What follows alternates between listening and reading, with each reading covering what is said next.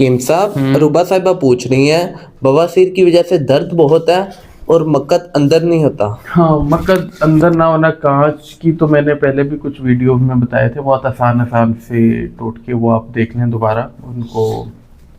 और हब्बे बवासीर को चबा के खाइए, अक्सीर कांच को लगाइए। और अगर मोके यानी कि मस्से जो है वो बहुत ज़्यादा हैं, तो आप फिर जो है वो मरहम शिफा जो है वो इस्तेमाल कीजिए, वो लगाइए, वो थोड़ा सा काटेगी लेकिन मकद को अंदर। बाकी ये है कि कब्ज़ ना होने दें।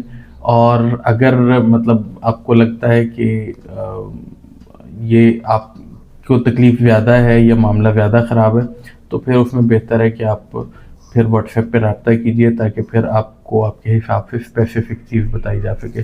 वैसे मुझे उम्मीद है कि इन दोनों चीज़ों से भी जो आपको मैंने बताई हैं, अब बवासीर और सिरे कांच, आपका मसला इंशाल्लाह हल हो जाएगा। लेकिन ये ज़हन में रखिए, कब्ज़ मत होने दीजिए, चावल इस वक्त मत खाइए, और सलाद वगैरह ज़्यादा खाइए, अल्लाह करेगा ठीक हो जाएगा इंशाल्लाह।